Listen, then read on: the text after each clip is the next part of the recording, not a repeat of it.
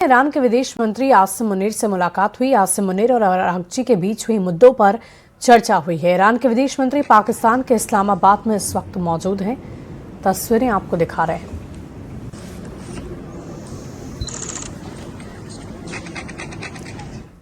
देखिए, ईरान युद्ध में इस वक्त अमेरिका और इजराइल बुरी तरह से फंसे हुए हैं। 39 दिन के युद्ध में ना तो अमेरिका इजराइल मिलकर ईरान पर पूरी जीत हासिल कर पाए और ना ही ईरान में खामनेई शासन को हटाने में सफलता मिल पाई। ऐसे में अब सवाल है कि क्या ट्रंप अब परमाणु हमला करेंगे।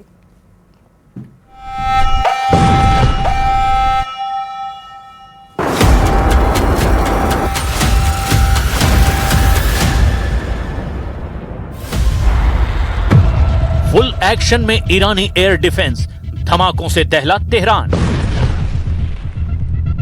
अमेरिका और इजराइल जिस तरह से दावा कर रहे थे कि उनका ईरान युद्ध पर पूरी तरह से कंट्रोल हो चुका है, वो ईरान अमेरिका और इजराइल के लिए नासूर बन चुका है।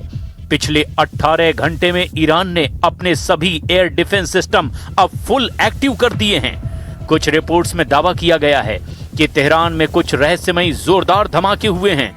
खुद IRGC ने भी माना कि इन धमाकों के पीछे दुश्मन हो सकता है। खबर है कि इजराइल के सैकड़ों जेट ईरान पर हमले को तैयार हैं और अमेरिका के इशारे का इंतजार कर रहे हैं। दावा यह भी किया जा रहा है कि अगर ट्रंप ने ईरान को अगले 7 दिन की जंग में नहीं हराया तो ट्रंप के लिए लंबी जंग बहुत मुश्किल हो जाएगी। हम आपको दिखाने जा रहे हैं कि 39 दिन की जंग में अमेरिका ने अपनी कुछ मिसाइलों के भंडार 73% तक इस्तेमाल कर लिए हैं, जिसकी वजह से अमेरिकी सेना पर जबरदस्त दबाव आ गया है। अमेरिकी सेंट्रल कमांड ने हॉर्मुज के समुद्री इलाके में 3 विमान वाहक पोत समेत 16 युद्ध पोतों को ईरान के खिलाफ उतार दिया है। वहीं कुछ खबरों में दावा किया जा रहा है कि ईरान ने रूस और चीन की मदद से अपनी मिसाइलों से हमले की पूरी तैयारी कर ली है। खुद ईरान की IRGC के कमांडर और जनरलों ने दावा किया कि ईरान ने इजराइल और पश्चिम एशिया में मौजूद अमेरिका के सभी अड्डों पर अपने टारगेट लॉक कर दिए हैं। इधर पाकिस्तान में वार्ता न होने से बौखलाए ट्रंप ने अपने कमांडरों को सीधा आदेश दे दिया है कि अगले 7 दिन में हर हाल में उन ईरानी कमांडरों और जनरलों का सफाया कर दो जो वार्ता में बुरी तरह से बाधा बन चुके हैं। अमेरिकी मीडिया की रिपोर्ट्स के मुताबिक IRGC के मुखिया और अघोषित ईरान के supreme leader major general Ahmad Vahidi को अब राष्ट्रपति ट्रंप हर हाल में मार देना चाहते हैं, क्योंकि उन्हीं की जिद और तानाशाही की वजह से वार्ता नहीं हो पा रही है। कुल मिलाकर ईरान अमेरिका और इजराइल से आखिरी जंग की तैयारी कर चुका है। तेहरान में हुए धमाके एक तरह से राउंड 2 युद्ध का वो बिगुल साबित हो रहा है, जो कहीं न कहीं परमाणु हमले की तैयारी का इशारा भी हो सकता है।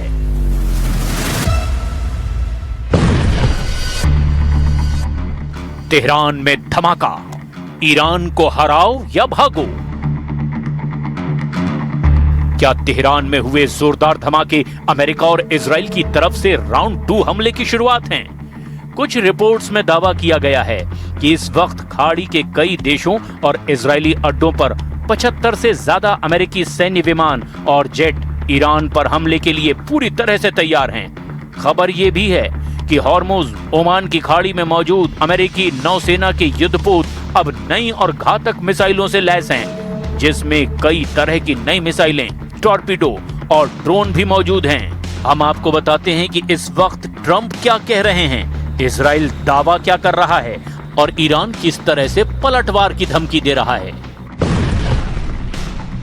राउंड 2 हमले को तैयार अमेरिका, पहला टारगेट जनरल वहीदी।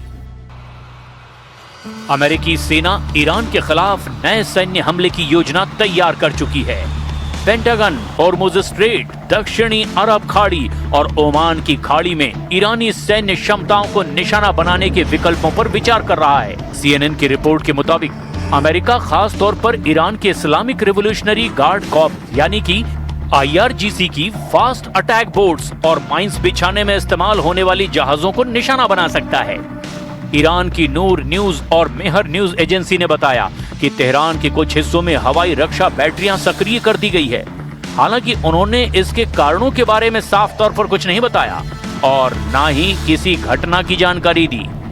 इधर दूसरी तरफ इजराइल के रक्षा मंत्री इजराइल काट्ज का कहना है कि इजराइल ईरान के खिलाफ युद्ध फिर से शुरू करने के लिए तैयार है। उन्होंने ये भी कह दिया कि उनका देश अमेरिका से उस देश को पाषाण युग में लौटाने के लिए हरी झंडी का इंतजार कर रहा है। काट्ज ने एक वीडियो बयान में कहा, इजरायली सेना रक्षात्मक और आक्रामक दोनों ही तरह से पूरी तरह तैयार है और लक्ष्यों को चिन्हित भी कर लिया गया है। काट्ज ने यह भी धमकी दी कि जब हमला फिर से शुरू होगा तो ये अलग और जानलेवा होगा।